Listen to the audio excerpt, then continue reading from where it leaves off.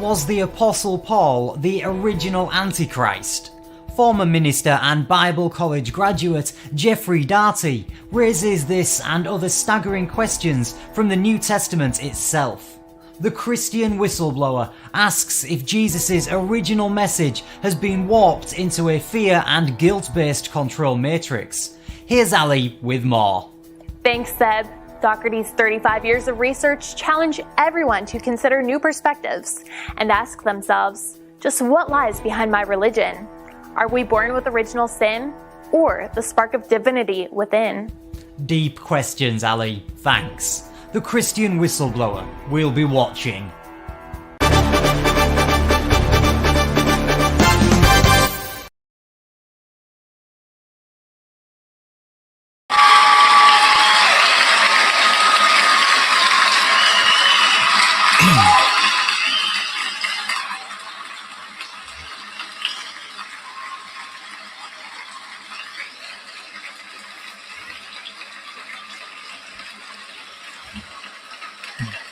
Thank you. Thank you very much.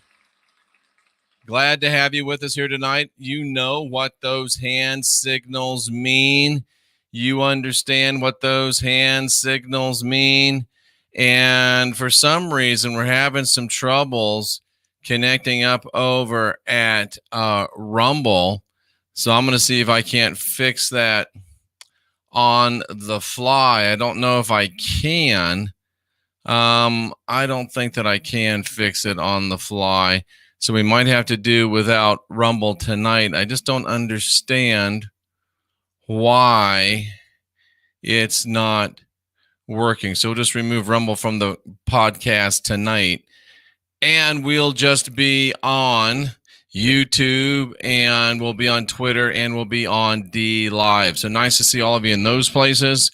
And we're looking forward to some good information tonight. I hope you're ready for some unindoctrination, because ready or not, here it comes tonight. We're talking about the Yahweh Matrix and the Blood Covenant Network. And as always, we are brought to you by Nanosoma. And I just have to ask you, what are you waiting for? The testimonies for this product are coming in hot and heavy. It doesn't in and of itself heal anything, but once you put it into your body, it goes into all of your cell receptors and optimizes your body to heal and fix everything. You're cheating yourself. Go to jeffreydarty.com, click on the Nanosoma logo, and avail yourself of this great product. You'll be very, very happy that you did. So good to see so many of you here today. I see a lot of new names. Very nice to see the new names. Was Jeff flashing an Illuminati hand signal? Oh, he was. The middle finger. That was for the trolls, of course. The salutes are for the cousins. The salutes are for the visitors. And then we got this special salute for all of our trolls. Ian, nice to see you in the chat room tonight. So, folks, let's go ahead and jump right in. We got a lot of stuff to talk about tonight. And Tracy Dyer put me onto this, and it's been quite a while ago. She sent the emails, and I'm going through stuff, and I finally come up to the place where it comes to the top of my consciousness, and it just works the way it works, and things happen the way they're supposed to happen. And as I think about this is going to be a great setup for Friday night when John Lamb Lash is with us. And we have another video tomorrow night that's going to go very, very well with this. And you would think that I sit down and plan these things, but I really don't. They just tend to come together of their own accord. And of course, we know it's not really of their own accord, or is it? We know that we're being led. We know that we're being guided. And if we're tapped into the flow, which is what Christ really means. Christ isn't even a word in English. It shouldn't be translated. It should be the flow. It should be the anointing. And this is the kind of thing that lets me know we're right in the anointing. We're under the spout where the glory comes out, as I used to say back in the day. And we are getting into some deep and powerful truth. So let's take a look at the Yahweh Matrix. Let's take a look at the Blood Covenant Network. Now, I'm looking tonight at the Ascension Glossary. If you don't know what the Ascension Glossary is, the Ascension Glossary is a great database of esoteric knowledge. It was put together by a lady named Lisa Renee. I've had conversations with Lisa Renee in the past. We were planning to have her come on the show back several years ago.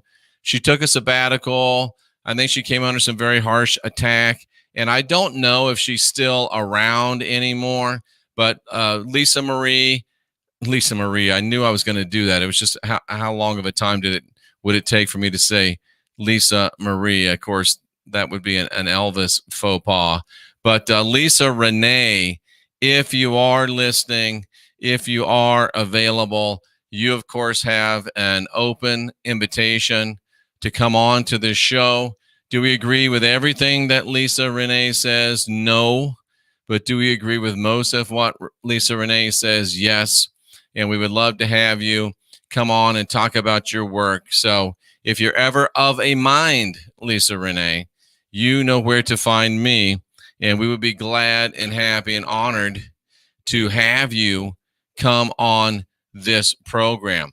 But until then, we will just dive deep into the Ascension Glossary that Lisa Renee has provided for us. And we're going to find out some amazing things, ladies and gentlemen. The Yahweh Matrix. What is a Yahweh Matrix? Well, the Yahweh Matrix, it is a matrix because it leads back into itself. It leads back into itself, and that is via forced reincarnation to the physical form. It's the soul cycling of Christian believers. You heard me. And it's very clearly stated in Romans chapter 8, verse 11. And I will show you that verse real quickly so you know exactly what I'm talking about. This verse in your script plainly declares that you are in a Yahweh matrix, just as Lisa Marie has been teaching. Lisa Renee, thank you very much. Hello, Lisa, Anyway, but here's Romans 8 and 11. If the spirit of him who raised Jesus from the dead is living in you, it doesn't matter if you think that Jesus did raise from the dead. You're reading this text as though to try to get the meaning of what the people that wrote it want you to think it means.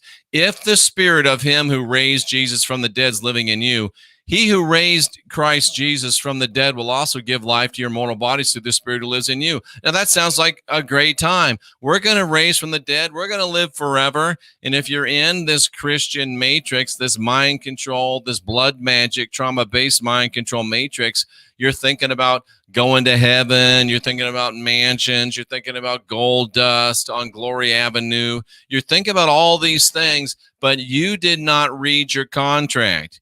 Because if the spirit of him who raised Jesus from the dead, who is the Father, and we're going to talk about the Father tonight, the Father who you invite into your soul, so this entity comes and lives in you. It's funny to me, and not funny in a ha-ha way, although it kind of is funny in a ha-ha way.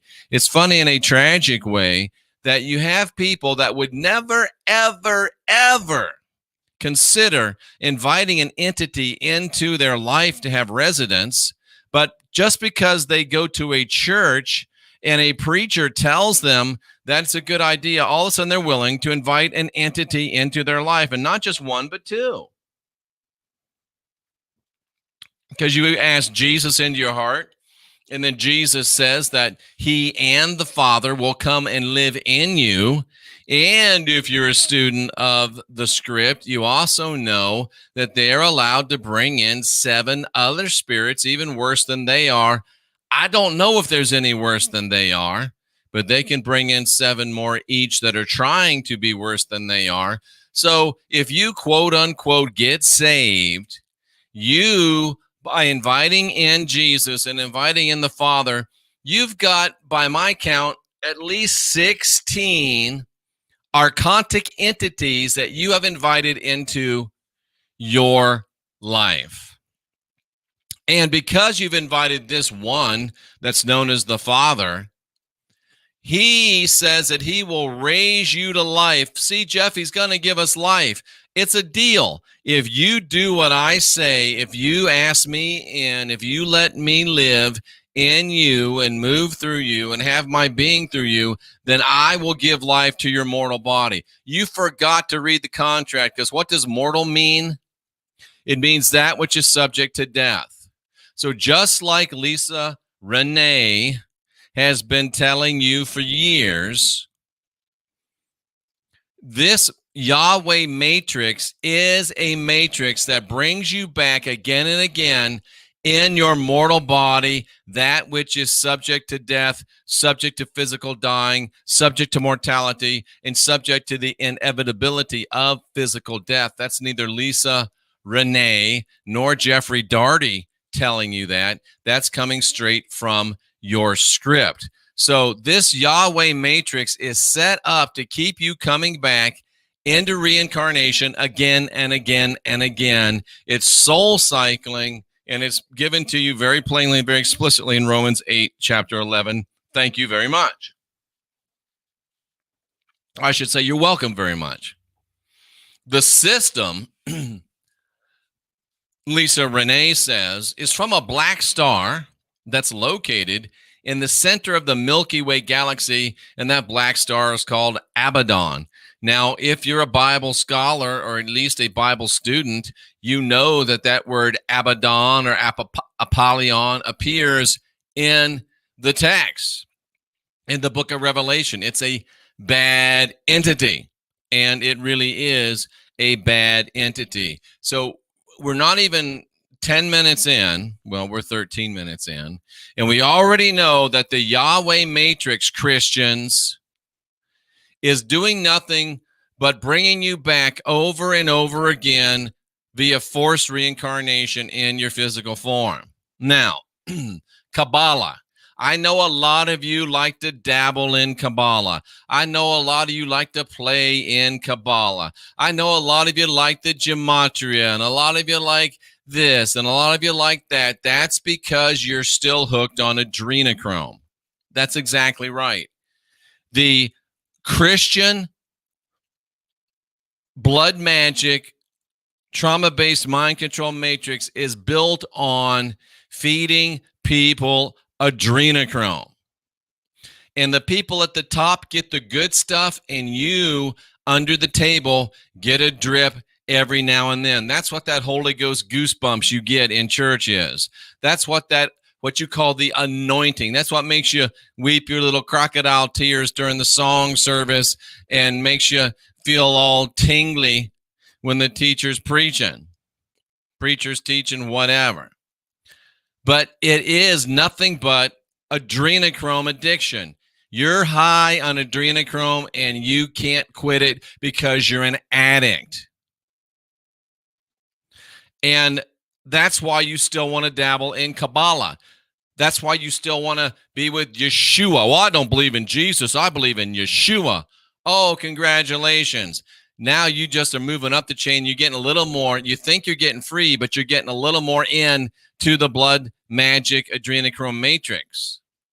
Now, Kabbalah is based on the teachings given by this Yahweh matrix, this Yahweh connective, and this Yahweh collective that Lisa Renee says is located on Saturn.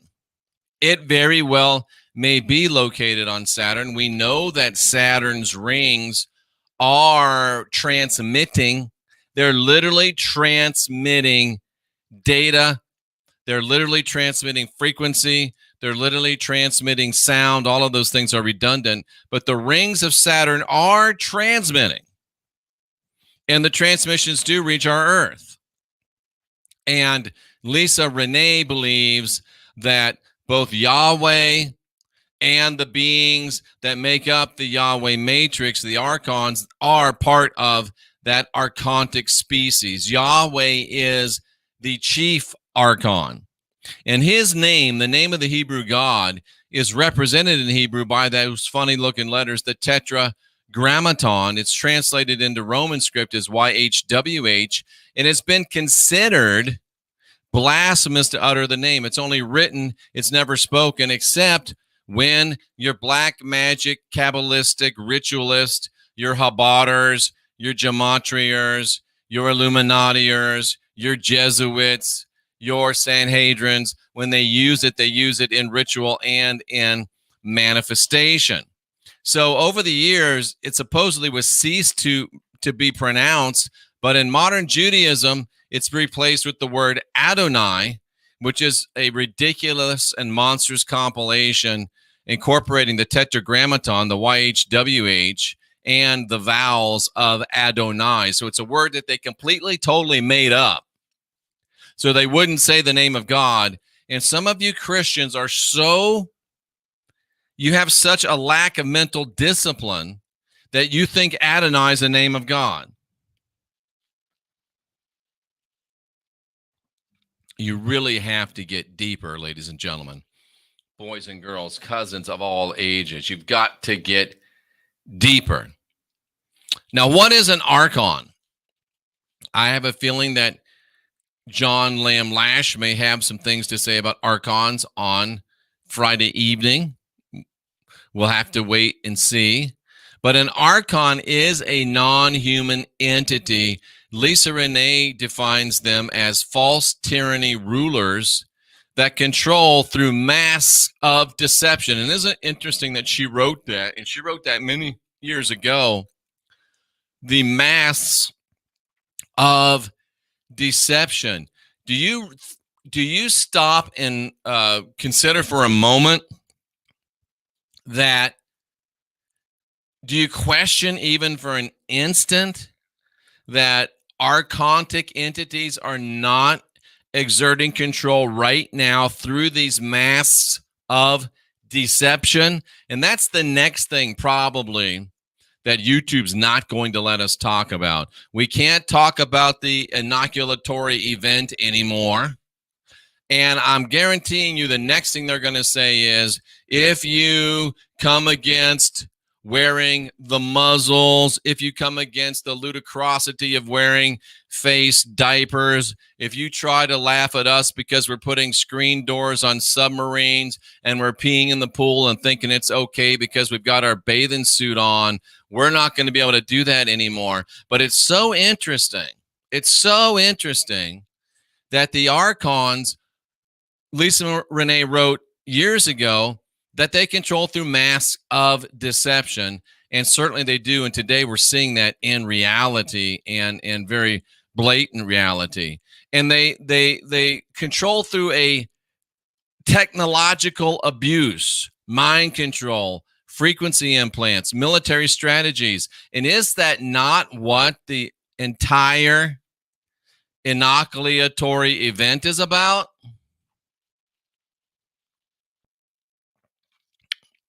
Who's going to deliver the inoculatory event? The military. What does the inoculatory event contain? Contains some implants, contains some other stuff. We're not going to talk about that. But they are intent, these archons, on domination.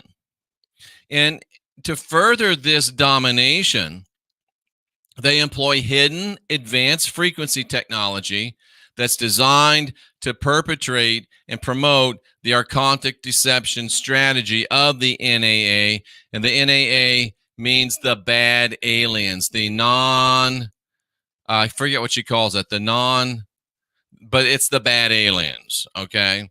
And the archontic deception and its patriarchal oligarchy stems mostly from reptilian and draconian races from the Orion constellation in Lisa Renee's opinion. Now, I don't doubt that it comes from reptilians. I don't count that it comes from draconians. I do doubt that they're from the Orion constellation, however. I think they're just from another place, some other extra territory on this planet. But I'm crazy because I don't think we're living on a spinning ball. But be that as it may, we are talking about the Yahweh matrix and the blood covenant network. Patriarchal domination. Man rules, alpha male. It's being enforced through abuses of power and control over those ranked lower on the social or religious classification system. And it's being enforced through fear, intimidation, and victimizer techniques.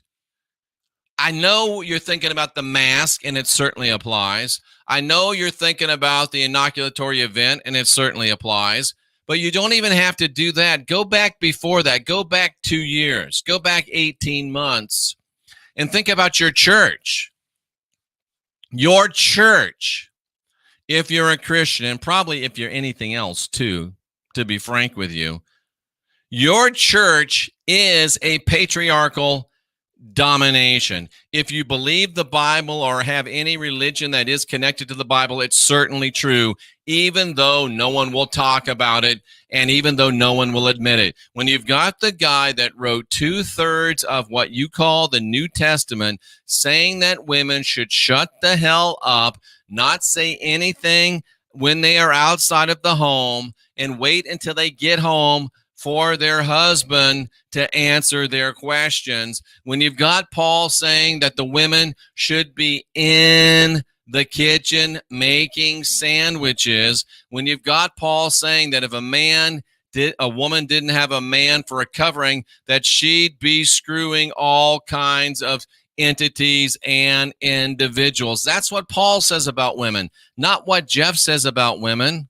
And Paul even gave us, do you know there's the biblical reason for why the bride wears white? The reason why, ladies and gentlemen, the bride wears white, according to the biblical narrative, is because you want the dishwasher to match the refrigerator. I'm kidding. That's not really in the Bible, but it is. But it is. You want that dishwasher to match the refrigerator and the stove. That's where brides and why brides wear white. So this is a learned skill, and it's promoted in a variety of ways or is mimicked. And you have to understand that the archons are master mimics. Actually, they're master counter mimics. And what is the difference between mimicry and counter mimicry? We're going to talk about this Monday night. I think I'm going to bring to you a presentation that is entitled Trump, the Ultimate Archontic Ploy. Because when the archons who are unable to create, and Yahweh, the rat bastard, is an archon, and I'm here tonight to tell you that he is unable to create. He cannot create, but he can mimic. And actually, they counter mimic. So when they pretend to make something, it's actually a counter or inversion of that thing. As Boxcar Willie just said, it's an inversion of creation. If they say it's light, it's dark. If they say it's black, it's white. If they say it's right, it's wrong. If they say it's good, it's bad. You got to wear the mask. They're good for you. Okay, they're archontic. They use counter mimicry. So if they're telling me the mask is good, that means the mask is bad. If they're telling me I should wear it, I know that I shouldn't wear it. Do you see how it works, ladies and gentlemen? This is the primary strategy of programming humans into the mind-controlled, archontic deception behavior. That's how it works. That's how they do it. And these strategies of exerting power and mind control exist at every single level of society, starting in the house as domestic violence and graduating to forms of abuse which shape core values and the way humans are programmed to think. It starts with domestic violence and it ends up with war. Susan, no, they're not. Your understanding is inaccurate. I'm glad you're here so we can give you a more accurate understanding. And it takes a brave person to ask a question. We prefer that you wait until the end and call in and ask those questions because it is a call-in show. But these violence, power, and control techniques, these are used and are heavily leveraged by all aspects of the Abrahamic religions, which are Judaism, Christianity, and Islam. Those are the Abrahamic religions. I really think that you should also include Zoroastrianism in there, and some of the early Iranian religions, because they came from the same place. They came from the same place. So they're also highly leveraged by governments that are based upon these Abrahamic religions. So let's just look at how the use of sexual and physical violence is manifested to help empower the control matrix, and see if you don't see these things happening not only in government, but also in religion, and if they don't really spring initially from religion. Violence, it uses intimidation to make you afraid. They smash things, they display weapons, they destroy property, they abuse pets. It happens all the time. Emotional abuse, putting you down, making you feel bad and guilty. What is original sin if it's not the ultimate emotional abuse? You are a dirty, rotten sinner because of the actions of somebody that you never even met. Do you think that you should be prosecuted for the crimes that Ted Bundy supposedly committed? Well, of course not. Well, then why should you be prosecuted because of the actions, or the sins as they're called, of Adam and Eve? Isolation. Come out from among them and be ye separate. Don't be with the world. Don't even hang out with those people from that other church, because you know we're the only one that's real. Control what they do, control what they see, control what they talk to, control what they read. Every church you've ever been in, especially the Pentecostal ones, they want to tell you what not to watch, what not to read, who not to be with. I talked about it last night. They want to control even every thought that you think. Bring every thought obedient to the captivity of Christ. Bring every thought captive to the obedience of Christ. That is isolationism. The life that you live now for Christ. That is isolationism. They want to eliminate your outside involvement, and they use jealousy. I, your God, the Lord your God, and I'm a jealous God. Listen, I don't even want a jealous girlfriend, much less a jealous God, and neither do you. But can you explain to me why I come here night after night after night, and I point out to you that your God says he's a jealous God, but night after night you come here, and day after day you go back to your fear and guilt, blood magic, trauma-based mind control churches and YouTube channels. It's because you're still addicted to adrenochrome, and you've got to purge yourself from it. Real quick. Deny, blame, minimize. They make light of abuse.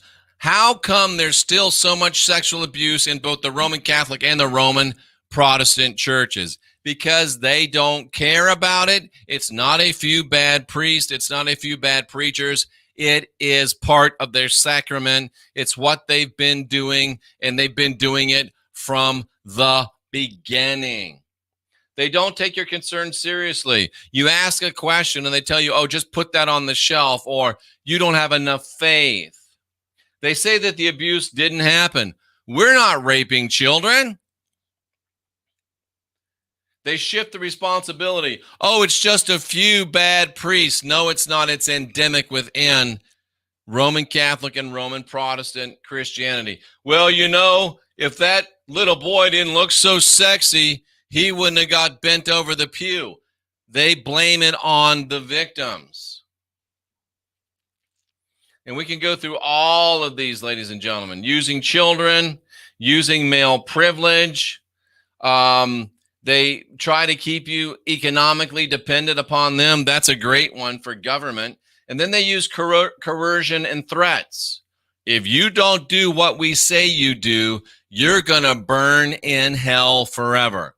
That, ladies and gentlemen, is the ultimate use of coercion. It's the ultimate threat. And yet, those of you that are Christians that watch this, negative alien agenda, thank you. That's right.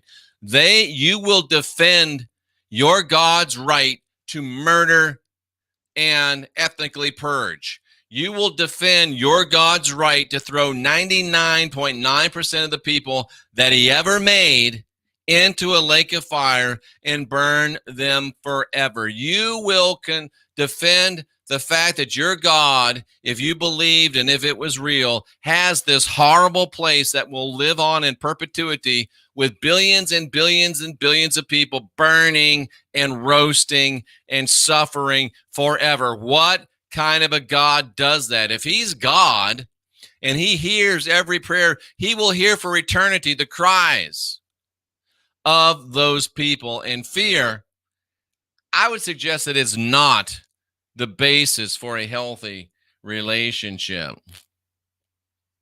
Threatens to leave you. If you sin, then I've got to turn my face away from you. And of course, sin just means do something that he doesn't like. You know what? Ladies, I don't get you. I'm going to get in trouble here. I've never understood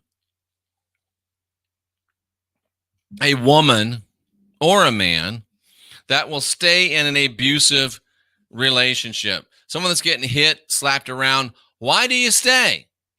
Well, it becomes clear that you stay because you have been programmed for 2,000 years by the fear and guilt, blood magic, trauma-based mind control matrix, which is Christianity. Why do you stay and worship this kind of a God? Leanne G. just got not in his image. You'll love it. You'll thank yourself for it. So let's talk about these archontic strategies. Let's talk about what they're doing to us. And let's talk about what they're trying and hoping to do to us. And let me remind you as well that if you want to live in a high consciousness environment, all you have to do is go to jeffreydarty.com, click on the Focus Life Force Energy or FLFE logo, and they will send to your phone, to your home, a high consciousness environment. You can even have it free for 30 days. I would just buy it because you are going to love it, and it will be one of the best things that you have ever done. Thank you, Bob. The top 5 archontic strategies. See if you recognize any of these in your religion. See if you recognize any of these in your government. Divide and conquer. Religion, check. Government, check. The victimizer. Religion, check. Government, check. Sexual abuse, sexual misery. Religion, check. Government, check. Child abuse, child sacrifice. Religion, check. Government, check. Problem, reaction, solution, check. You are filled with original sin. You've got to have a savior. You've got to come to us because we got the only one. Language alert, bull effing shit.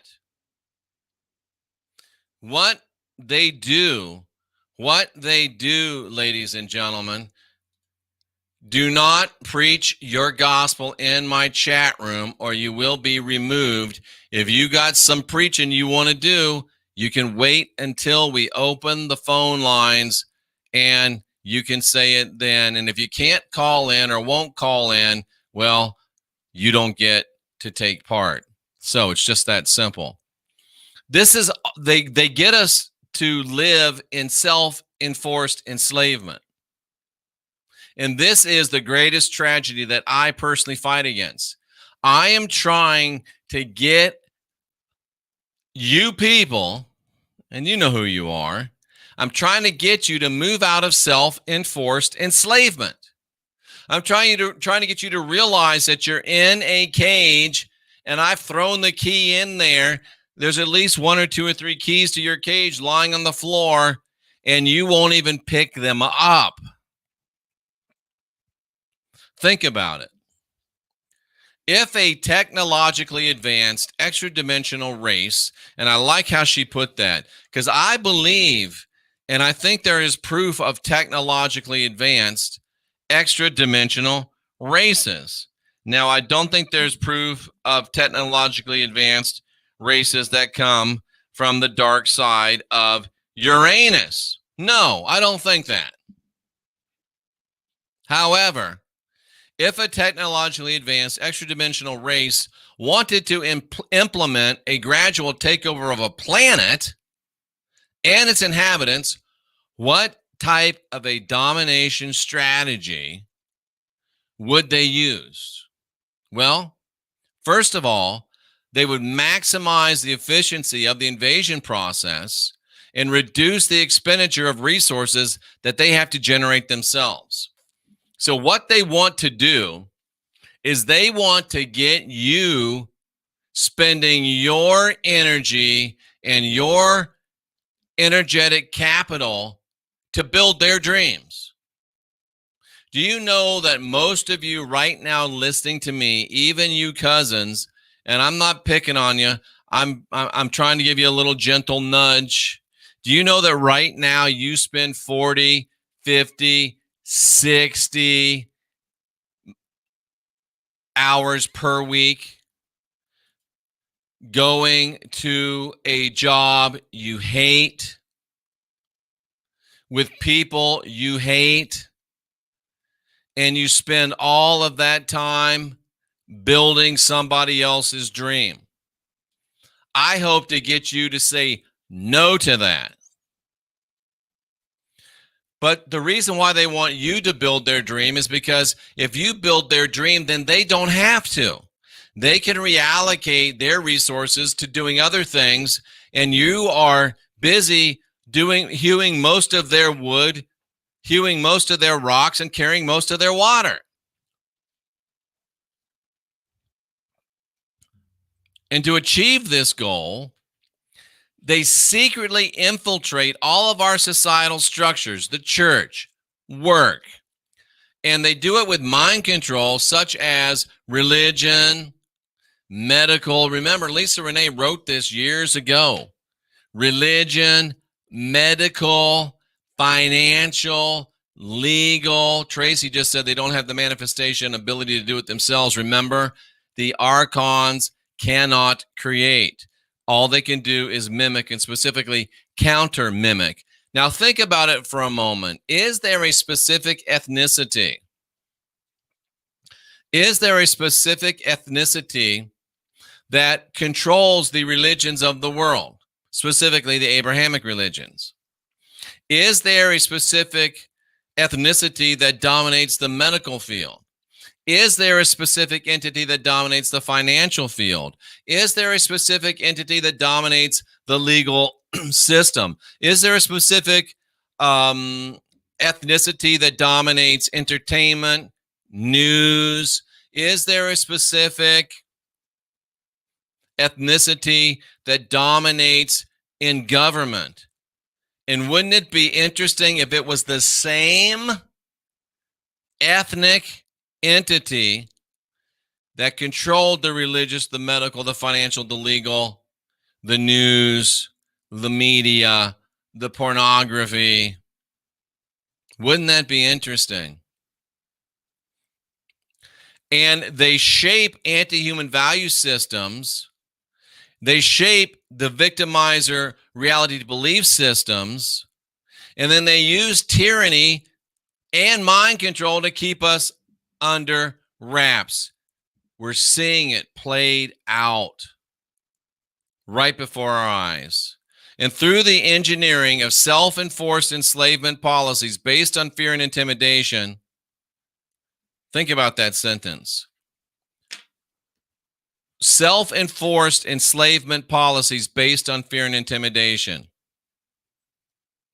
Wearing the mask, number one. Shutting down your businesses, sheltering at home, not traveling. These are self-enforced enslavement policies based on fear and intimidation, to say nothing of the inoculatory event that is definitely based on fear and intimidation. They would use minimal off-planet resources by piggybacking on the Earth human resources. The more you do for them, the less they have to do for themselves. That's why they want you working 9 to 5. That's why they want you spending the 40, 50, 60 hours a week building their dream so you won't have time for yours.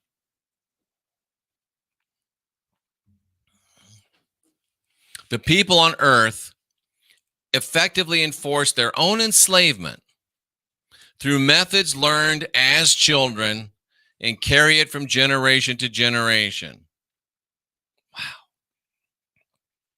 Through consistent desensitization, they grow into dysfunctional adults that continue to feed the cycle of SRA, which is satanic ritual abuse, to enslave their global human family by giving up their rights and resources to the power elite.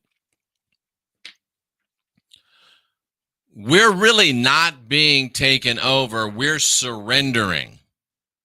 And guess what? When we stop surrendering, things will start getting better. When you stop wearing the mask, things will start getting better.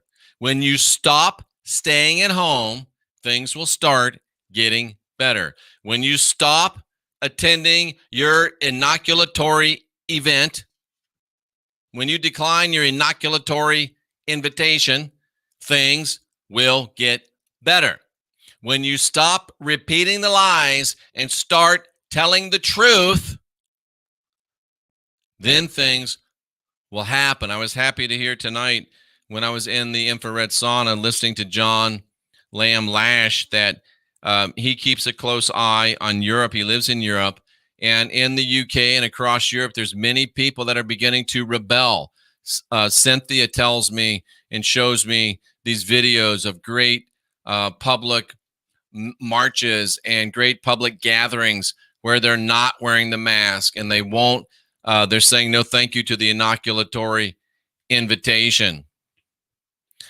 Why is it not happening in the so-called home of the free? Why is it not having the so-called land of the brave? We're not the home of the free anymore or the land of the brave. Is it the land of the free and the home of the brave? Land of the free, home of the brave. We're not. We're the land of the lamb and the home of the slave. And it's religion, specifically Abrahamic Christianity, that is pushing it. And it's self-enforced enslavement. And do you know when self-enforced enslavement ends? When you stop enforcing it yourself. Then you're not enslaved anymore. Lisa Renee talks about a suppressor parasite entity. We're talking about Lisa Renee in the Ascension Glossary. The suppressor parasite entity. Where was I today? Today we went and looked at, well, it was yesterday we went and we looked at some trailers, pull behind trailers, fifth wheels, trailers. We won't fly anymore because they make you put on the face diaper. So we still want to travel. We won't go to hotels that make us put on the face diaper. So what do? We're going to buy a trailer, fifth wheel, something of that nature. See, I don't want to pat myself on the back, but actually this wasn't even my idea. This was Cynthia's idea, and I'll pat her on the back and the butt and some other places that I won't talk about right here and right now. But what do? I can't fly. I can't visit. No, you can't fly if you don't want to wear the mask, but you just do what you do. You get a fifth wheel, get a trailer. We'll have our own trailer, and we don't have to go to Marriott anymore. I had a fight in Marriott when I went to Florida because I wouldn't put on the face diaper, and I still didn't, and they threatened to call the cops. I said, call them. They didn't. I very rarely even get challenged when I'm not wearing the mask, but I did there. So Sometimes what do we do means you start doing things, and sometimes it, boy, have we got a stupid person in the chat, and I'm going to go ahead and put them in timeout and give them a chance to try to rethink that statement. And if you make it again, you're gone, because we don't want your kind here. Flat. Period. So why did I say this? What was the reason? Oh, and it said, don't come in unless you have a mask on. So what did I do? I walked in. What did Cynthia do? We walked in. What happened? Nothing. Nothing happened. So what are suppressor parasite entities? They're genetic drones or archontic entities that source from the rat bastard. Jeff, why do you call the God of the Bible rat bastard? Are you just trying to make people mad? Well, yeah, that's part of it. But the reason why I call the God of the Bible the rat bastard is because he literally is a rat, and he literally is a bastard. Literally. He was created without a father. That's the definition of a bastard. Of course, you have to have a father to be created, but he was born without a father because his mother, Sophia, got so excited about you and me that she lost herself for a moment in joy, in ecstasy, and celebration. And before she knew it, she blasted out of the galactic core, trying to get out here because she was so excited about you and me, and she didn't count the cost. And her blasting through that divine being, blasting through the cold deadness of what is outside the atmosphere of this planet, in her wake, she spontaneously caused dead and inert material to spring to life. So that's why I call him the rat bastard.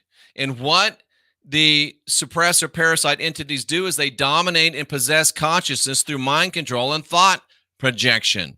So that's why, how do I say this? I just have to say it. That's why if you go into a building and ask an entity to come into your life, you're stupid. If you do it in a voodoo ceremony, you're stupid. If you do it in a black magic ceremony, you're stupid. And if you do it at the altar, what happens at altar? Things get sacrificed and blood gets shed. And if you do it at an altar, you're also stupid.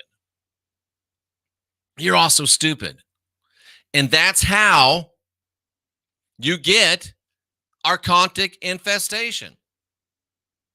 That's how you get dominated. That's how you get possessed. I've got all these entities. I don't know how. Well, I can talk to you for 3 minutes and I will know exactly how. Because you're going into churches, you're watching channels on YouTube that believe in the blood and saviors. They believe in the salvation matrix, and you're still dabbling in it because you're still addicted to adrenochrome, and you're getting dominated, possessed, your consciousness, your archontic infestation through your adrenochrome addiction.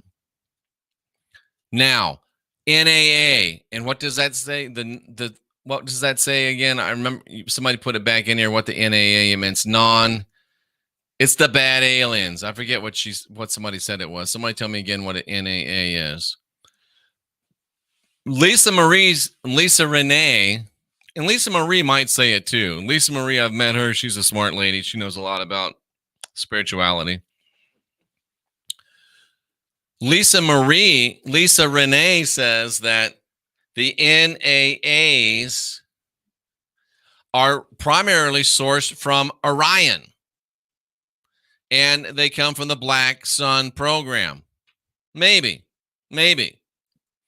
But what we are a victim of is MK Ultra and Black Scientology. Speaking of Lisa Marie.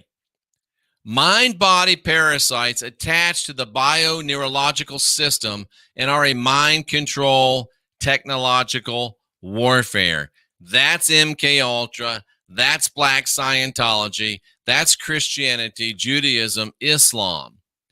And after okay, guess what? I have to ban a bitch forever. And that bitch right there has been banned forever. Thank you very much. After a sequence of layers of infection in your light body, they start at the top and they work their way down and they work their way through. After they have infiltrated you thoroughly, these suppressor parasite entities can actually begin to harvest your genetic material. Again, that makes me think of the I. That's what we'll call it, the inoculatory invitation, the I, negative alien agenda. The negative alien agenda comes from the Black Sun program. I can believe that. But after a sequence of layers of infection, the suppressor parasite entities begin to harvest your genetic material out of DNA, and then these negative alien agenda suppressor parasite entities begin to form cyborgs. That's what they're doing with the gene modification. This is part of the transhumanist agenda, to create cyborgs in the human population to be used for slave labor on Earth. You still want to ask an entity into your life? You still want to ask an entity into your heart? You still want to give your mind to an entity? Do you still want to dedicate your heart, mind, soul, strength, spirit, and body to an entity? He said, you shall love the Lord your God with all your heart, all your mind, all your soul, all your strength. Because then there's nothing left for you. There's nothing left for you but to be a slave on earth until, and you keep coming back again and again, like in Romans 8 and 11. It takes time to get you from where you are. It takes time to work their way through your light body, and it takes time to get to the place where they can get to where they're able to harvest your genetic material. So they can harvest a certain amount of your genetic material, then you die. Then you come back in your mortal body. And they got to go through the sequence again of getting you hooked and then going to work on densely parasiting you so that next time they can take more of your DNA. You see where this is going. Eventually, and I don't know if it takes 1 time, 2 times, 10 times, 1,000 times, but eventually you get thoroughly infected, thoroughly parasited, and you have no more DNA to extract. You're not even good enough to be a cyborg anymore. They have succeeded in removing your humanity, and what is left of you is not usable anymore. So you just go back into the ether and you fertilize the astral realm. You fertilize the astral realm, which is where the archons sprung from. And every now and then, a dummy on earth has enough spiritual juice to project themselves out into the astral. And the same thing happens that happened when Sophia got beside herself with giddiness and joy and hope, and she blasted through the dead zone, and entities were spontaneously what's the right word? Generated by her force. You, by being stupid and going into the astral realm, your passage can also generate spontaneously trash that's supposed to die and rot away and give it a second life. This is deep stuff. Now, Lisa Renee moves into talking about the Hebrew hosting tribes, or the usual suspects, the Yehudans. The Yehudans are the 12 original Hebrew tribes that incarnated into the area of the planet known as Israel today. And the Torah traces the Israelites to the patriarch Jacob, grandson of Abraham, who was named Israel. Jacob's 12 sons become the ancestors of 12 tribes. Now, the seeding, the planting of these tribes was an attempt by the Melchizedek host races. Remember, Melchizedek is an alien entity. And they tried to plant these tribes to repair genetic digression on the planet to make all of us like them. And it hasn't worked. So is that part of the I? We can't get these people to be like us. So maybe if they will accept our I, we can take it straight to their veins, so to speak. So to speak.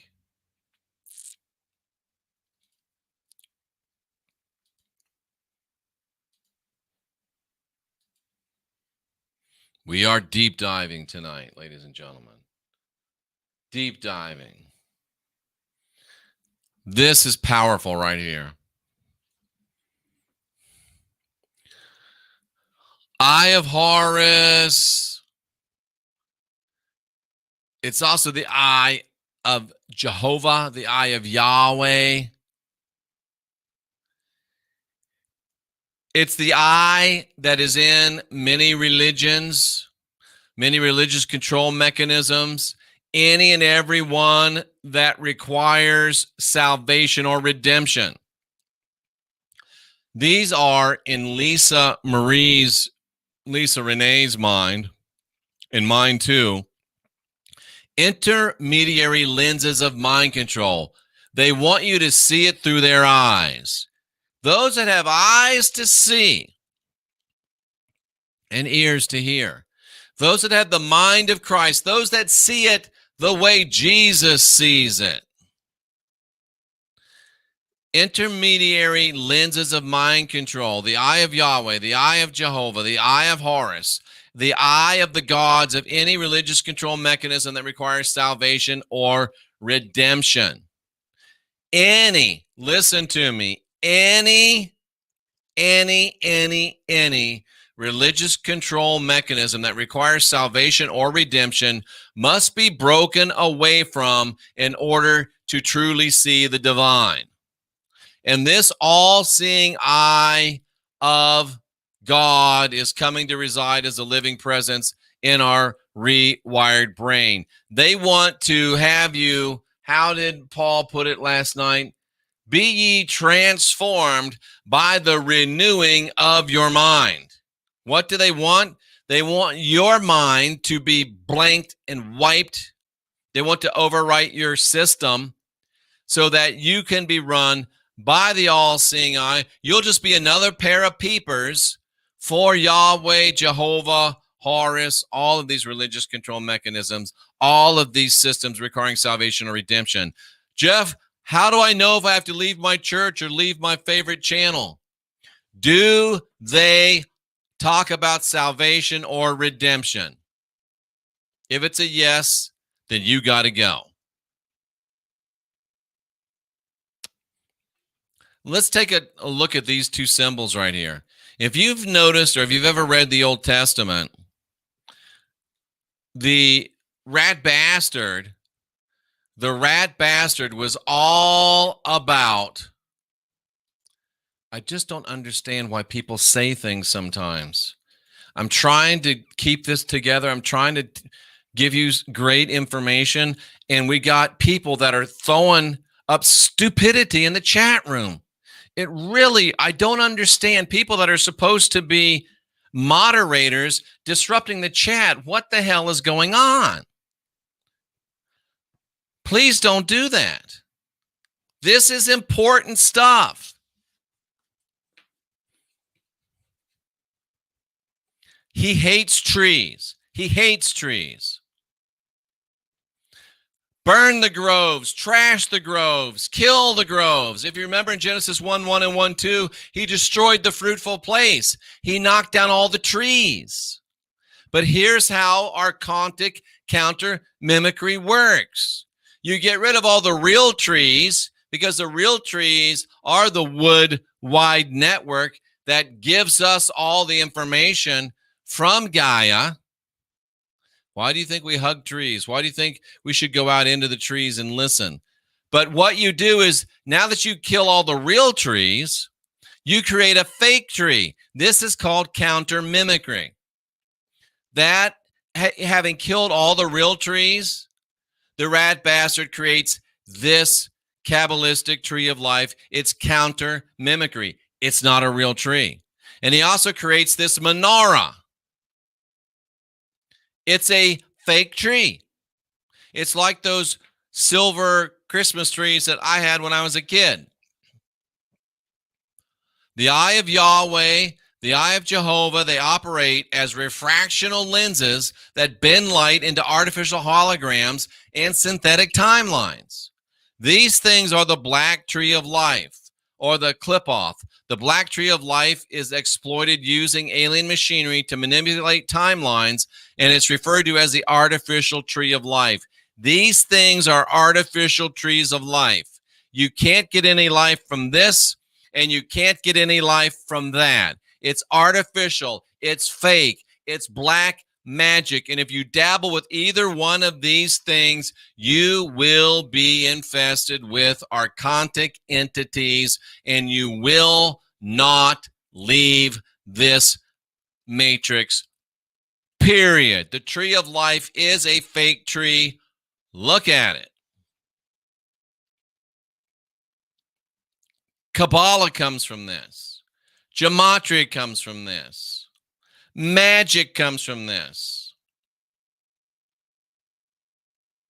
Yeshua comes from this. Yeshua comes from this.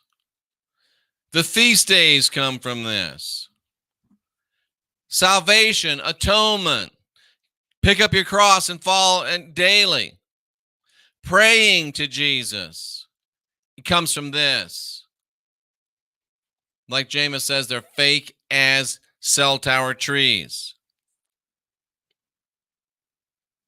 You've got to learn this. You've got to understand this. And I say, they're playing us, and I just kind of notice if you turn it on its side, it looks like a guitar or a ukulele or some type of a stringed instrument. They're playing us. Kabbalah and the artificial trees of life are based on inverted teachings. The Kabbalistic tree of life is the distorted 10D base code genetic blueprint of the Black Sun regressive lineages. If you look at this tree of life, it's got 10 sephirotes on it. It's got 10 sephirotes if you counted them. These are a distorted 10D base code. It's distorted genetic blueprint. It represents the Yahweh matrix, and any dabbling in this will get you that. Judaism's Kabbalah are based on the teachings of the Yahweh collective. They're based on these teachings that are located on Saturn in Lisa Renee's opinion. They promote blood worship from the top down.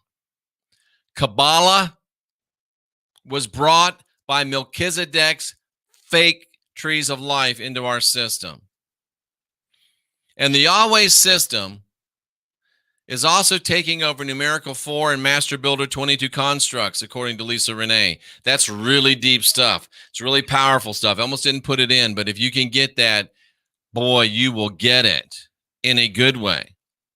It is hijacking the Master Builder 22, and I happen to, my life path happens to be Master Builder 22. Ooh, John Peters talks about the fig tree being cursed. See, they give you little hints. It is a false construct for building false matter.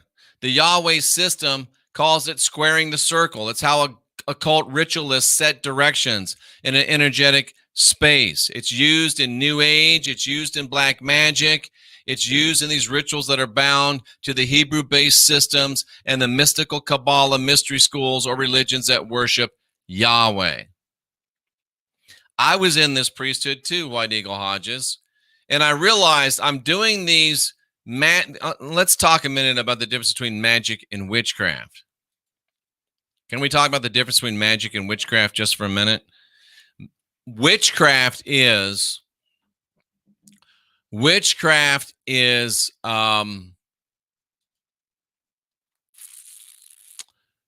give me a second. Witchcraft is using the power of your intention and using and combining your power and your intention with the powers of nature in order to manifest what you want to have happen. Stacy, this is not over your head. Don't say that. Don't say that.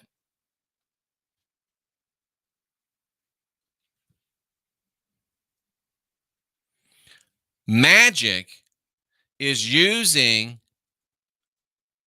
spells, incantations, sigils that were created by other people, and it's also using the power of other entities and other names.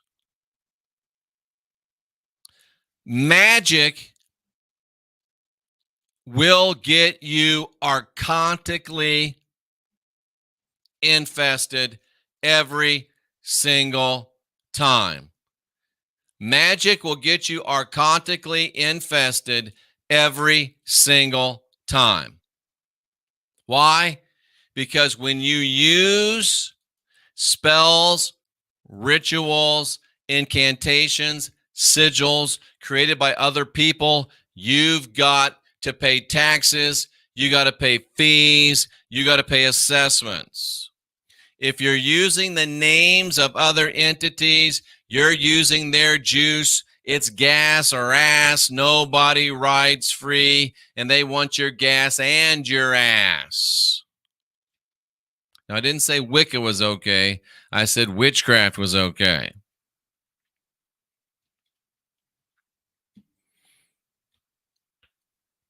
So, are we supposed to be witches? Yes, because a witch is just a derogatory term for a person that understands how to direct their own intention and has learned how to be in harmony with nature to empower their own intention, because their intention is one with nature, because we've realized that nature is our mother. It is the Aeon, the goddess, Sophia, a witch is just a wise one. And the wise ones are the ones that know that when I combine my own intention, my own will, with the natural forces of this beautiful planet that I am a part of,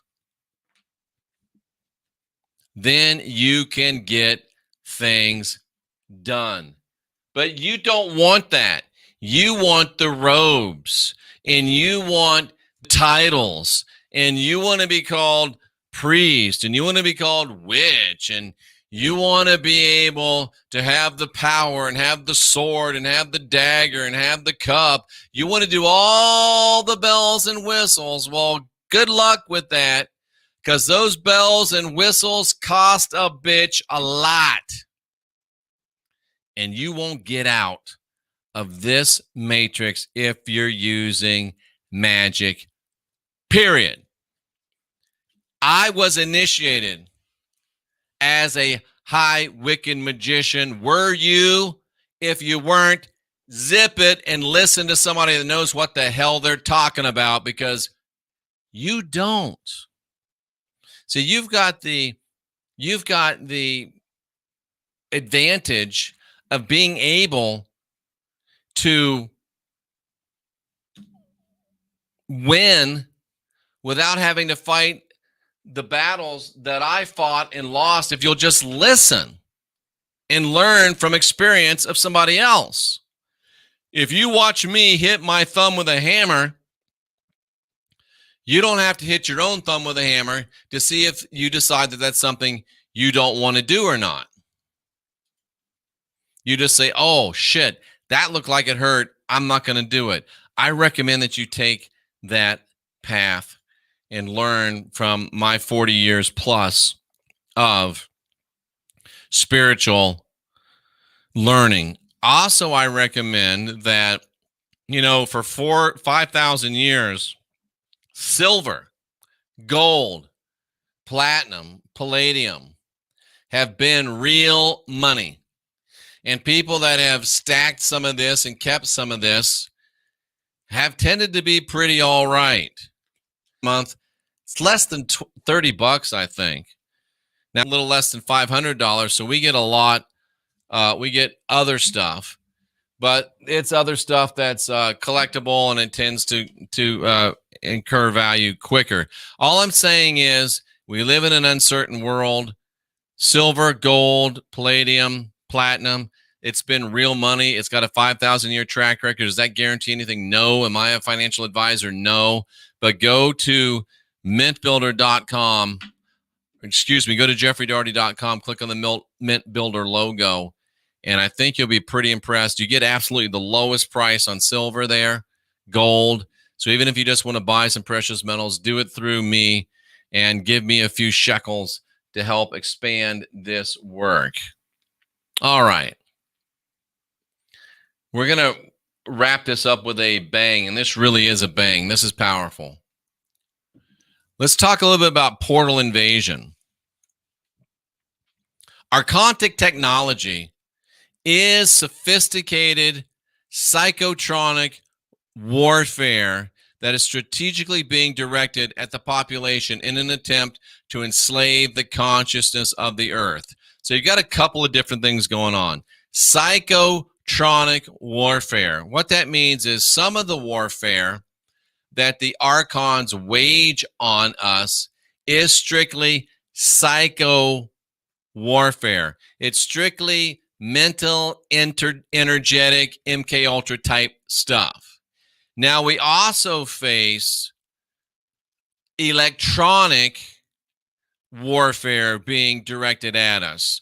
You could say that is something like mind, or what is it? Thought to skull technology, whatever, you know exactly what I'm talking about, where they can actually plant frequencies in your mind, where they can use frequencies that unsettle you, where they can implant codes in you and say a word and you're all of a sudden activated. That is psycho. That is tronic. And then there's also things probably that are psychotronic. They are a combination of both psychological and electronic warfare strategies. Voice to skull technology. Thank you, Artie, and I hope everything's going well for you. They are being directed at the population. Then you've got the chemtrails, and then you've got the perversion of our food sources. You've got to stop going through the drive-through. You've got to stop going through the drive-through. And this archontic technology was set into perpetual motion. That means they started it and it'll never stop until we stop it or just leave it alone. And it assimilates reality from the damaged 8th Stargate in the galactic center. So Lisa Renee believes that there is a damaged Stargate in the galactic center that allows these entities to sneak through and to bring down alien machinery through this inorganic wormhole, through this inorganic portal, through this artificial architecture that was installed in the Yahweh matrix. She says it allows the archontic entities to gain access to the Earth through the north and south poles in order to distort our planetary field. Well, I don't know about that, but I do know and I do believe, and we're going to get into it tomorrow night and perhaps even Friday with John Lash, possibly, I don't know, but something tells me that it could happen. John and I don't talk during the week, a few emails here or there, but it seems like things just continue to come together right now, like the Beatles say, and it's really amazing to watch. But what I do know from my own studies and from my own connection to the divine, you see, you wait for revelations and I work for realizations. I do know that back in the Old Testament times, the times of the tabernacle, the times of the temple and the temple contained a portal that was generated by the Ark of the Covenant. And that portal allowed these archontic entities to gain access to our realm. Is it possible that there's also portals on the North and South Pole? Yes, there are. But I do know that they did have a portal in the tabernacle. They did have a portal in the temple, and they don't have the portal anymore. In ELFs, think about that. It's an elf. What does Santa have? Santa's got elves. What do elves do? Elves build toys that you give to children. And some of you people, and I'm going to make you mad, some of you dummies got elf on the shelf. The hell is wrong with you? Are you that poor of a parent that you got to put an elf on a shelf to try to scare your kids into being good? You know what we had when I was a kid? We didn't need elf on the shelf because we had belt in the drawer. And let me tell you something. Belt in the drawer made for a much better society than elf on the fucking shelf, ladies and gentlemen. But it's interesting that they call it elf when that really means extremely low frequency. Just think about those words, those three words together. Think about that acronym, extremely low frequency. It reminds me of J.D. Sumner, extremely low frequency, way on down. Extremely low frequencies make the earth more hospitable for the survival of the predator mind entities and the thought forms that are here with the intention of mass human parasitism, dividing and conquering and spreading wars. Archons likely gained access to Earth via this damaged 8th Stargate. I would differ with Lisa Renee on this one and say that they gained access to Earth through the portal generated in the tabernacle, generated in the temple. But what if the portal generated in the temple, what if the portal generated on the tabernacle, in the tabernacle is the 8th Stargate? Could be. Could be. And these energies, these extremely low frequencies, are also used to cloak ships and or bases to cover their use of directing energy weapons. Wow. Lisa Renee dropping truth bombs left and right. I appreciate so much her leaving and creating this great resource. And Lisa Renee, again, open invitation to come on this channel and share any information that you want to share. We're going to have Svetlana on. I know she's going to bring some stuff that I don't agree with, but I also know she's going to bring some stuff that's very, very interesting.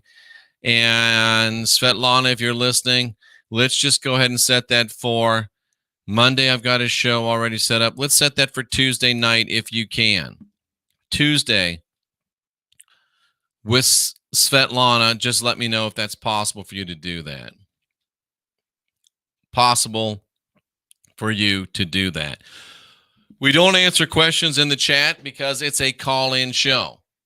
And if you want your questions to be addressed, well, you're going to want to call in.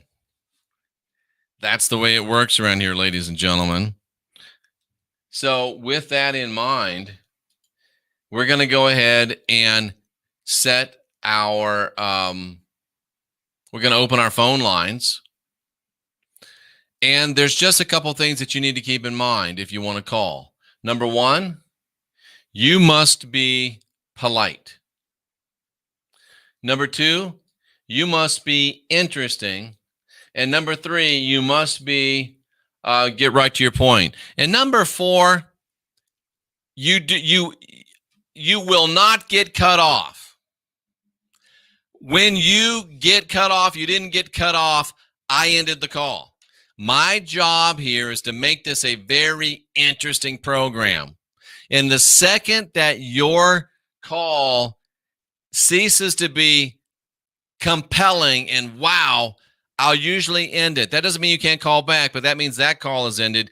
Be concise, be interesting, be polite. You can ask questions about tonight. You can ask questions about anything, and you can even disagree with me if you can do it in alignment with those requirements. So with that, let me just get my high-tech situation over here set up, and we'll be ready to rock and roll. It's late night in the heartland, and you're live with Jeffrey Daugherty. Hey, bud, it's Bobby G here, man. Great message. I appreciate everything. You remember, I think I've told you, I was raised X-Gen and everything. Uh-huh. And I got a couple questions for you, actually. All right. I've always considered myself, ever since I can, a little kid, remember, I consider myself a natural born rebel in a way. But Okay. they, let's see. But I've never felt, when I was in the church, and Sunday morning, whatever, everybody's dancing or praising, whatever it is. Yep. And, I was always like, oh man, I want to feel like that. I want that, but I never felt it. Okay. Can I ask you why So you wanted to feel like that? Why? Mm-hmm. I'm not sure, honestly. I've just never felt it. I've never, But it's interesting because I never felt it. John Lash talked about it last week, and it just hit me so hard that he talked about the god Pan, the pagan god Pan, and Pan was all about dancing and playing music and having fun and running around and being silly and being childlike. And what you're talking about, I've been in those churches. It's very much like that. So I can see, talking to you now, I can see why you might want to do that, even though it is counter mimicry from the archons. Okay. I just don't know. Cause even, I went to the altar. I've tried to, I guess, do the thing, so to say. Uh-huh. And the preacher or pastor, whatever, they always ignored me. They never came to me. They never prayed for me. They always passed me over for some reason. And I never understood why. It always kind of hurt my feeling in a way, But are you sure that you weren't just being butthurt? Are you sure they really did pass you over? The only time they ever passed me over was actually when I was a little kid, and my mom actually took me up because she saw it too. Gotcha. Interesting. Because I never would have done that. I don't understand why they do that. That's weird. And one more question is you're talking about race might have something to do with it. And well, I'm Apache Escalero Indian, American Indian. And So would that have anything to do with like, how, like, cause I don't know, something with my spirit or with how strength or, I mean, I'm Maybe, not really sure that's the first thing that, you know what I mean? It's hard to explain, I guess, or ask the question, if you know what I mean.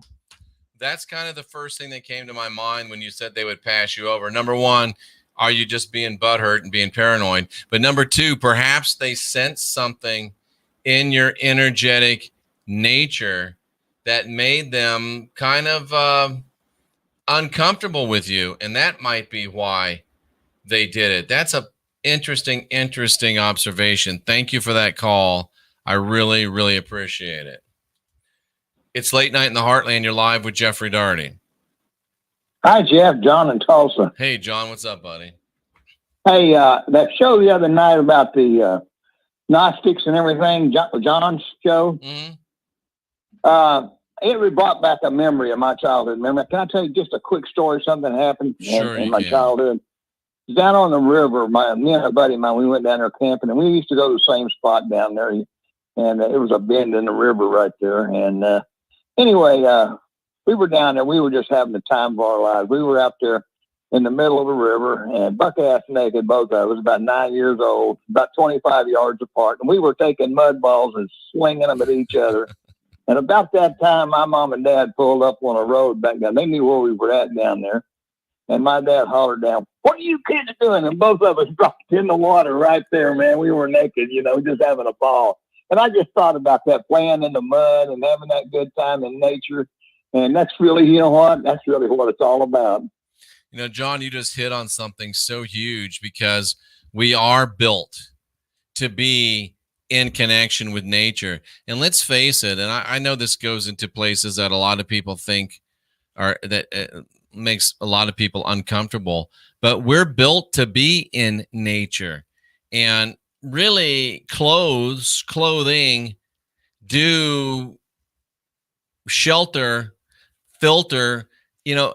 We don't like to wear the mask because it restricts our breathing ability, but the wearing of clothes actually restricts part of our freedom as well. Now, I am saying that we should be walking around naked when it's applicable, but I don't know if we're there yet, at the place, maturity and spiritually, that we could do that. But boy, it'd be nice if we could get to that place, because it is a childlike, innocent love of nature and interaction with nature. Tracy says, no, we're not there yet, but I wish that we were.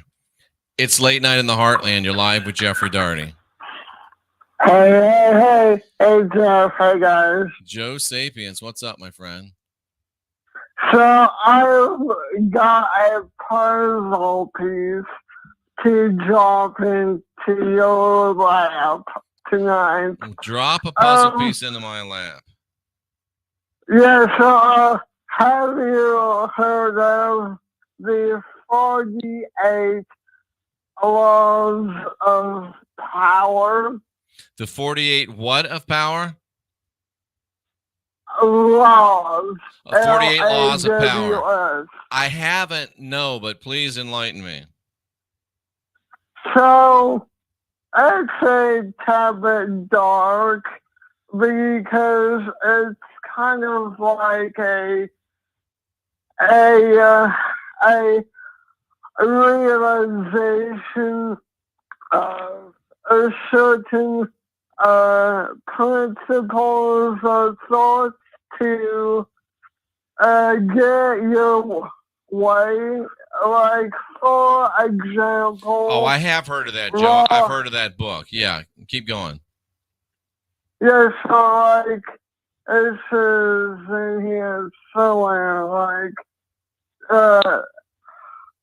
Rule 7, I think, is to take credit for others' work. It's a bit dark as it is. Wow. But understanding the nature of duality, the world as this now is a duality. It so, is. like, you can flip these around and tweak them for the betterment. Yeah. And there are some parts in here that we can do better on. That it says that a reality is a slow change. But y'all know how chaotic this last year was. Yep, absolutely. Very chaotic. So that's what I got for you for now. Joe, every time you call in, you always call in with something that makes me think. And I find myself the next day or after a while thinking and wondering what's going on and pondering your information. I appreciate it. I appreciate it. Thanks for calling. And it's always a great time when you do. You always come with some great stuff. So the phone lines continue to be open. It's 913-279-0831. I just got I wrote to, and I hope I say his name right, Alex Sekiris. He has the Skeptico Science and Spirituality Show. In over 10 years, Skeptico has become the #1 podcast on the science of human consciousness, in his opinion. Over millions of downloads, worldwide listeners. Skeptico's provocative interviews provide the tipping points. Somebody recommended I write him. I just wrote him earlier today. He writes back and says, heck yeah, let's have a show together. So we'll be talking with Alex from Skeptico. I'm looking forward to that one. That sounds like a really, really good one. And we're going to have some shows coming up soon with somebody else that you know really, really well. But I don't want to spill the beans yet. I want to keep you wondering. It's Late Night in the Heartland. You're live with Jeffrey Daugherty. Hi, Jeffrey. My name's Brandy. I'm a first-time caller. I've been listening for like 2 years. Hello, now. Brandy. I've never called or commented or anything like that, but I just kind of want to give like a brief kind of story. I grew up Christian. You know, my parents, grandparents were pastors and all that. I was a worship leader, and so I was like totally devoted. You know, for me, God was like a father figure. You know, and right. And anyway, so when I think the first show that I watched was about Cain and Abel. And so I remember I listened to the show, and then I listened to another one, and then I felt like this anger kind of began to rise up in me. And I remember out loud, I was at home, and I told this God that I worshiped, I told him, man, you've deceived me, you've lied to me. And so from that moment on, I stopped worshiping. I stopped, you know, going to church, and so anyways, so I just wanted to kind of share that. And then when my husband and I finally stopped tithing, we felt like this curse broke over our lives. And like I said, you know, I grew up in church, so I loved God, you know, the concept of it. And so now, you know, I'm like unindoctrinating myself. And one of the biggest questions that I had, I never learned about any other religion, you know, just Christianity. But the idea of wisdom was always, it always interested me. The idea of wisdom. Yeah, like wisdom.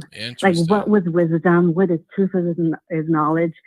And so when I heard about John Lash talking about Sophia as wisdom, it kind of like almost like ignited this, like, is it something that I have been feeling? It's a beautiful feeling, isn't it? To ask, I don't know if you have ever taught about wisdom like in the Bible, but like in the book of Proverbs, it talks about wisdom like a woman, and that she's calling out in the street. So my question is it their disclosure as describing Sophia as the goddess of wisdom? I would not call it disclosure. Since you talked about John Lamb Lash, I would use one of his terms, which is Gnostic sabotage, which means that the Gnostics were crafty enough and inventive enough to somehow be able to work and to influence some of the writers to get some of their ideas into the script so that people like you could pick up on it years later and find your way out of the fear and guilt, blood magic, trauma-based mind control matrix. So I wouldn't say that it's disclosure on the part of the biblical writers, because they had zero interest in that, but it's very much a piece of Gnostic sabotage, or if you prefer, the writers of the script have to give some disclosure because of that weird law that says they have to, and I still haven't quite figured it out yet. But great notice, great catch. And what else do you want to talk about? No, that's it. I know you've had some callers that maybe they're still into that. They can't leave it. And it's definitely a process, because I remember once this anger inside of me like awoke in me and said, hey, you have been deceived. Then after that, it kind of felt like if then I had a choice, either I wanted to go back to church and just to continue on, or I wanted to really discover our divine being, our essence. And it almost felt like if I was in mourning, like I had lost a friend, Well, you did. It's but I'm like, I'm sorry. Like, and then I remember another show that you had about, what was it, like when you accept Jesus and then, just kind of accepting him out. And I remember, I was at home and I'm like, I'm sorry, but you got to go. You're no longer, my soul doesn't belong to you. My at church, you dedicate your children. I'm like, I'm dedicating my children. I'm taking them back. I'm sorry.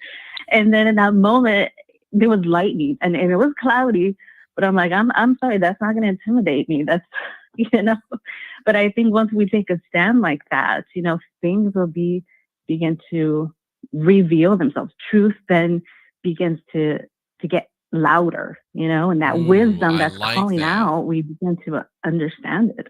Truth does begin to be louder. It's a wonderful awakening, says Karen. Thank you so much for calling, because you are the reason that I do what I do 8, 9, 10, 11, 12, 13, 14 hours a day.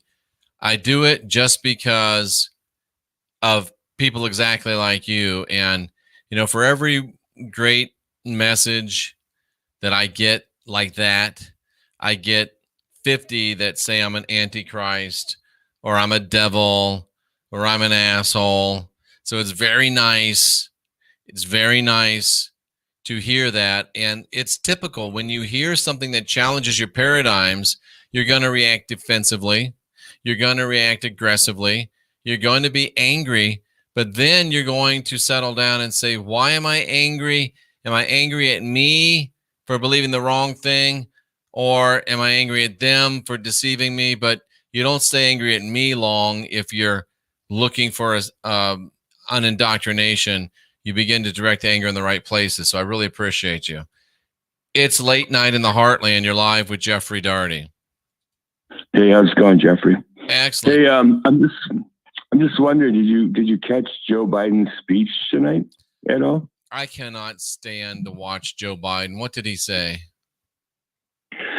Oh my God! Well, it went on for like an hour, and he actually talked for an hour. Yeah, it's almost like he had to have been on. Like, well, I've heard you say that you acknowledge that there could be doubles. Yep. Right. This guy was like, maybe he was full of meth. I don't know, but he pulled it off somewhat. Yeah. I'll tell you what, it was like, because you're talking about archons, right? Yeah. You'll have to listen to it. I will. It was the most bizarre, iconic thing. He ended up, one of his main themes was declaring the biggest threat is white supremacy. Are you serious? Yes. Oh, geez. Was it pre-recorded or was it live? Could you tell? Supposedly it was live. I think it was live. Wow. And you know, you're looking for the gaffes, right? Wow. Well, there weren't really any gaffes. No kidding. However, some of the shit he said, dude, it's over the top. I don't even fucking know. But like I told you the other night, I think Trump's coming back, but it's going to be like not great, you know? Just fifth dimensional chess. It's possible. I've got a show loosely scheduled for Monday night that's called Trump, the Ultimate Archontic Ploy. So we may be on the same track. Thanks for that call. That's a powerful call. And I guess I'm going to have to watch the Joe Biden speech. Get Dagger says it was Barry. You know, they had the white mask with the Barry Obama colored neck. And I'll just throw it out there because I did a show on this. And you wouldn't think of this just unless you think of it. Barack Hussein Obama and Joseph Robinette Biden. First of all, what the hell kind of name is Robinette? What is Robinette? Wow. But Big Mike's husband and Joe Biden are almost exactly the same height, exactly the same weight, exactly the same build. And if you put a Joe Biden mask on Barack Obama, you couldn't tell that it wasn't Joe Biden. I saw that white line and it was black skin. I'm like, could it be? I don't know. It's Late Night in the Heartland. You're live with Jeffrey Daugherty. Hey, Jeff, it's Get Dagger. Hey, what's up, man? Hey, man, I was just thinking you just kind of read my message there. You should ask the Rods if it was the old Barry there that was doing the speech for Sleepy Joe there tonight. Was it Obama doing the speech? The Rods are not answering. Those sons of bitches. Anyways, I was calling about. I was doing some research today online, and I found this post that it's a very sad post. It's about the indoctrination and the diapers and that. It's very sad. I was reading they're in the neonatal ICU where they have the micro preemie infants. So what happens is that when you're in the room, unfortunately, when the parents go in there, they have to wear them, right? So every time the parents go in there, they have to, every time they handle the baby, they always have to wear it. Yeah. So you can imagine when they get home, the baby and the parents aren't wearing them. They don't know what's going on, right? So all the development, how long it takes for them to realize, like, oh, this is who my parents are.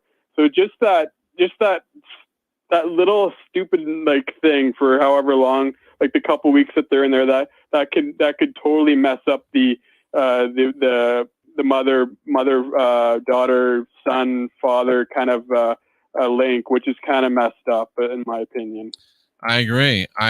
But it could be Barry. I don't know. It's weird, man. It's just so weird. It is. And it doesn't make any sense because you can't talk straight, like hardly ever. And all of a sudden, like White Eagle Hodges said that he could like, put like 2, 3, 4, like, he was just like nonstop. And I didn't see it myself. So I'll have to watch it myself. But in the Mission Impossible movies, which we know that technology is real because I forget her name. Yep. She demonstrated it with President Bush. She was in a meeting with Daddy Bush. He didn't even know. So, and those masks also included some type of a device that you can put on the throat. And if you just have, 14, 15 words of that other, you can say those words and it will put your voice into that other person's voice. Oh, wow. Yeah, they'd have the technology. Like, it's amazing the do. technology the government has nowadays that we haven't been privy to. It's just crazy. So it's not a question of if they can do it. It's just a question of if they are doing it. And I mean, it just really, really makes me wonder. Just really makes me wonder. I agree. And especially the way what's going on and with the deception with the government, and they're telling us all lies, like they're lying to our faces. It's just, you can't really believe anything they really say to us nowadays, unfortunately. And you just have to say that everything is a lie, nothing's real.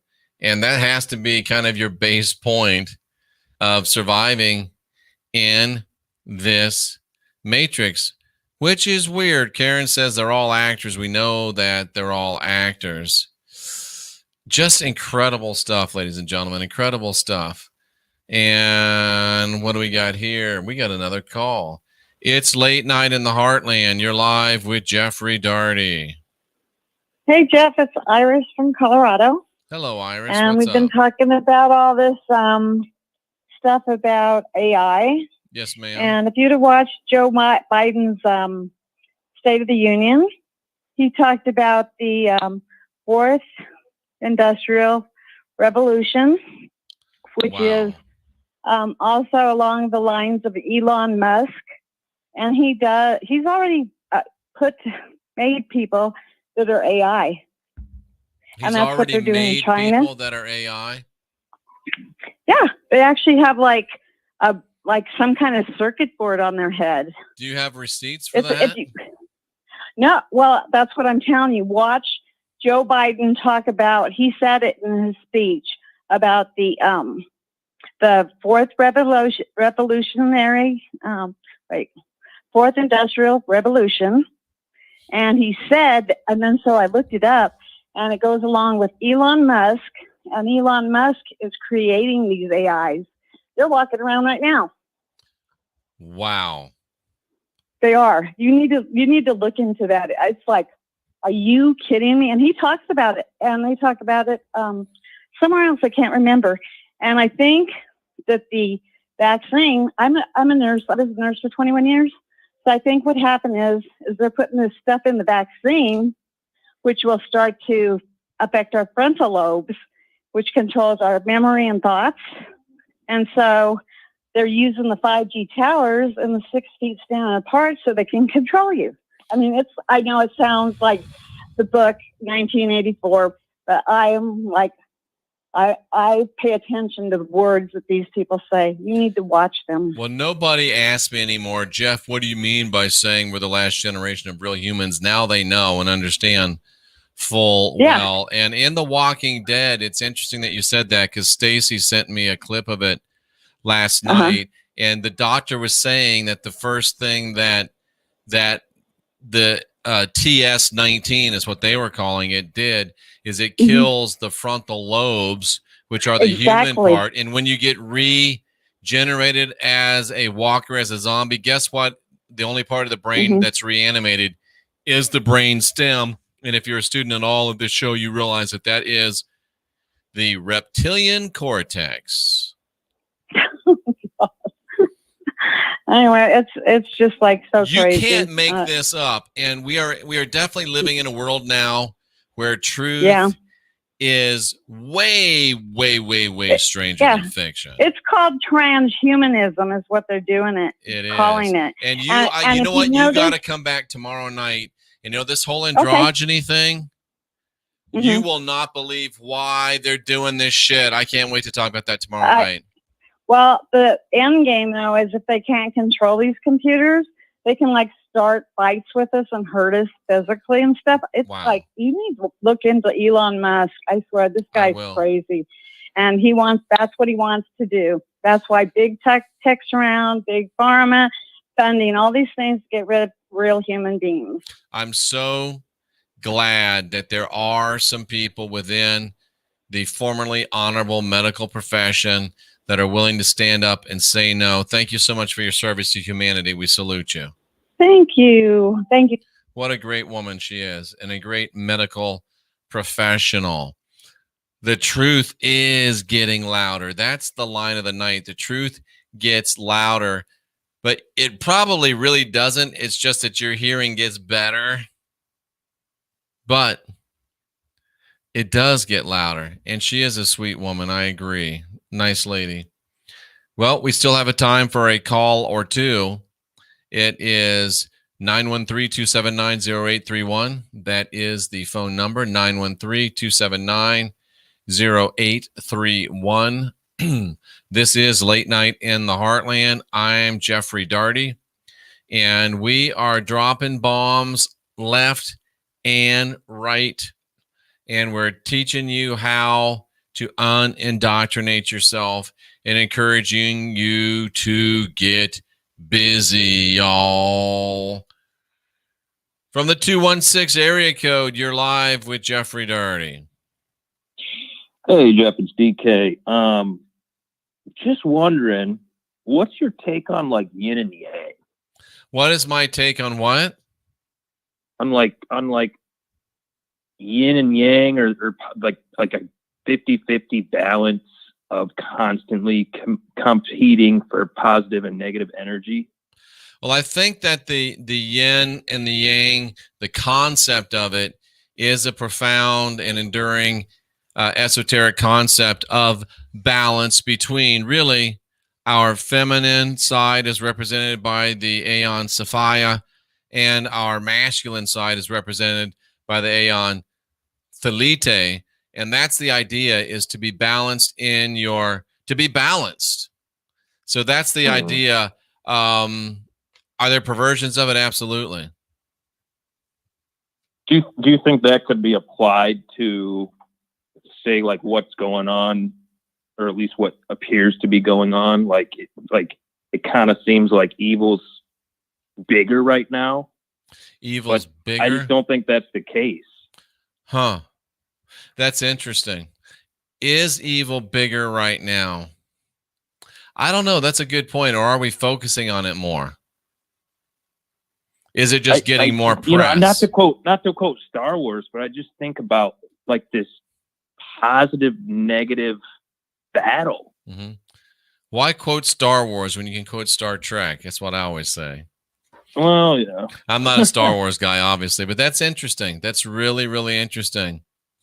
Gives us something to quote. Something I've been thinking about lately. Yeah, to quote Admiral Kirk in speaking to Lieutenant Saavik in Star Trek II, The Wrath of Khan, she said, well, I've never thought about that. I've never considered it. And he said, well, now you have something new to think about. And we all do. Thank you for that. And it is in our face all the time. Mean Genie, for some reason, is saying, mwah, ha, ha, ha. Oh, just ha, ha, ha. Thought I saw a mwah, like a more sinister. But that's okay. That is okay. Ladies and gentlemen, boys and girls, cousins of all ages, this is what we do. Monday through Friday, 10 p.m. until midnight, unless we run out of calls. But we very rarely do. And tonight is one of those cases. So 10:50, 11:55, we got 5 more minutes. If you do have a call in you, go ahead and let me have it. If not, I want to remind you, tomorrow night, what am I talking about tomorrow night? It's so good what I'm talking about tomorrow night. Let me see if I can pull up the thumbnail for it, because I'm excited about it, ladies and gentlemen. I really am. I think it's going to make a big difference in your life. If I can find it. Well, let's answer this call. It's Late Night in the Heartland. You're live with Jeffrey Daugherty. Hey, Jeff. I'm going to buy that nanosoma today, man.